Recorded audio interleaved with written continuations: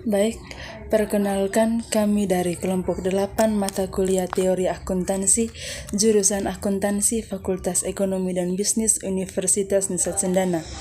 Pada kesempatan kali ini, kami akan membahas tentang PT Hansono Internasional Tbk. Kira-kira apa yang terjadi dengan PT Hansono Internasional Tbk ini? Sebelumnya, saya Edelsia Vanessa Baruk akan menyampaikan profil dari PT Hansono Internasional Tbk.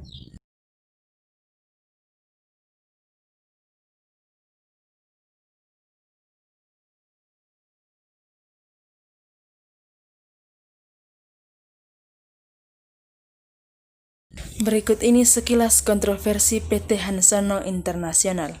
Pada tahun 2019, Otoritas Jasa Keuangan menemukan bahwa perusahaan melakukan penghimpunan dana dalam jumlah hingga triliunan yang diakui perusahaan sebagai pinjaman individu dan dikembalikan dengan bunga yang menarik.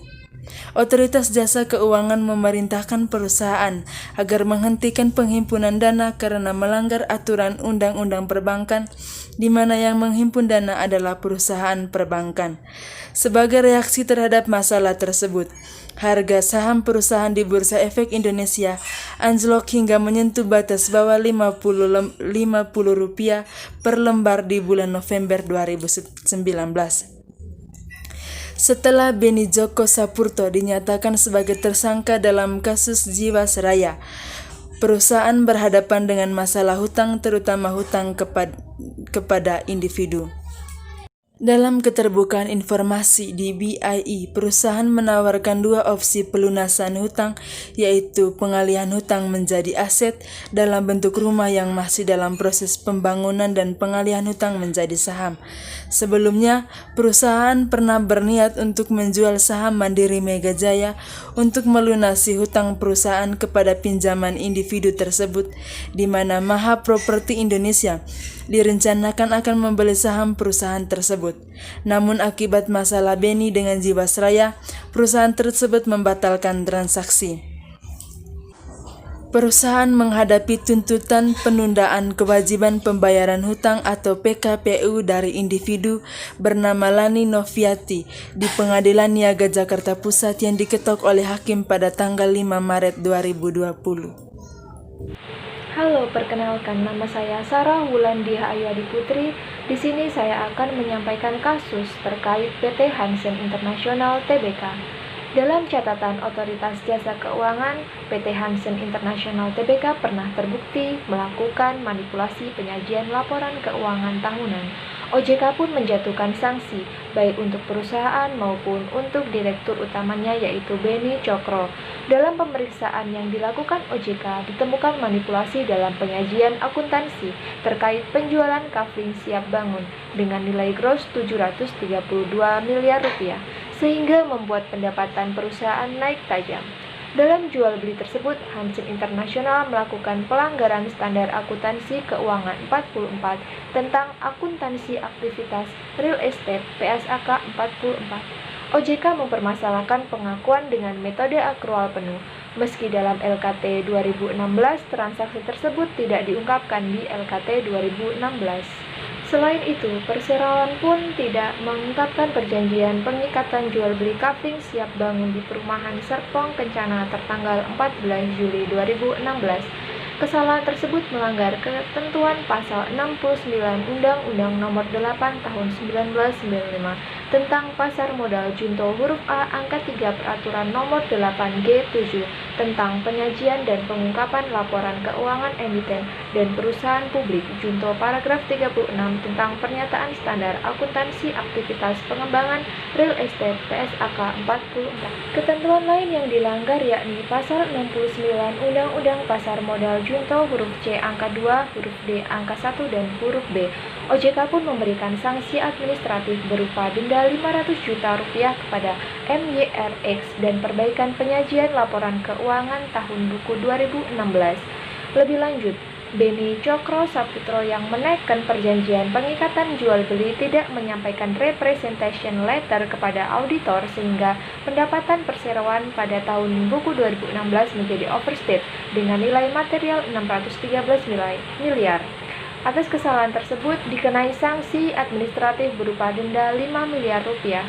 Sementara itu, Adnan Tabrani dijatuhi sanksi administratif berupa denda 100 juta rupiah karena bertanggung jawab atas kesalahan penyajian laporan keuangan perseroan. Dengan demikian, nilai keseluruhan denda yang dijatuhkan oleh OJK mencapai 5,6 miliar rupiah. Saya Alun Ferianto Tameon akan membahas keterkaitan antara kasus PT Hanson International Tbk dengan teori akuntansi yang telah kami pelajari di semester ini. Kasus yang kita bahas berkaitan dengan pendapatan, di mana ada manipulasi penyajian laporan keuangan dalam penjualan kafling siap bangun atau kasiba, yang seharusnya penjualan tersebut diakui sebagai pendapatan, namun di sini justru PT Hanson International Tbk memanipulasinya, sehingga pendapatan PT Hanson International ini naik tajam. Menurut PSK nomor 23 paragraf 6, pendapatan adalah harus masuk bruto dari manfaat ekonomi yang timbul dari aktivitas normal perusahaan selama satu periode, bila arus masuk tersebut mengakibatkan kenaikan ekuitas yang tidak berasal dari kontribusi penanam modal. Hanson International melakukan pelanggaran standar akuntansi keuangan 44 tentang akuntansi aktivitas real estate atau dalam PSK 44. OJK mempermasalahkan pengakuan dengan metode akrual penuh yang tidak diungkapkan di LKT 2016, padahal seharusnya ketika perusahaan melakukan pengakuan dengan metode tersebut harus diungkapkan dalam laporan keuangan tahunan. Kriteria yang harus dipenuhi perusahaan ketika menggunakan metode pengakuan akrual penuh ialah sebagai berikut. Yang pertama, proses penjualan telah selesai. Yang kedua, harga jual akan tertagih.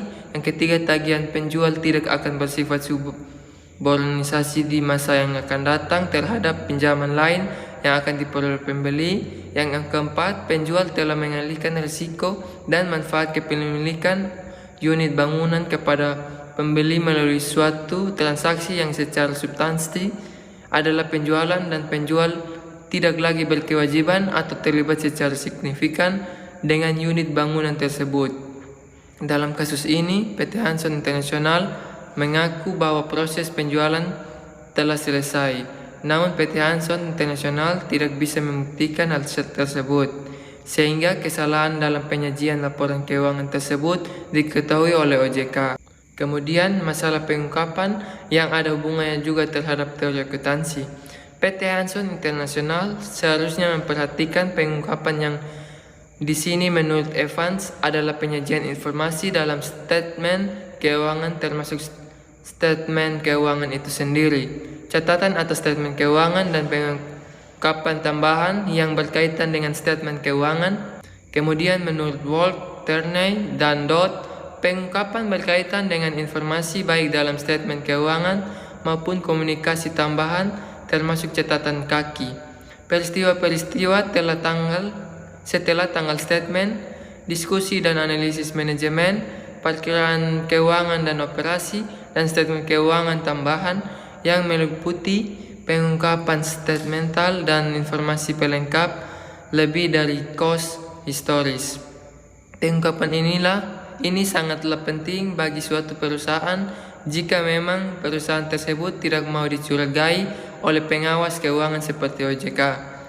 Sekian pembahasan kami mengenai kasus manipulasi laporan keuangan PT Hanson International Tbk. Semoga bermanfaat. Kami dari kelompok 8 pamit undur diri. Sekian dan terima kasih.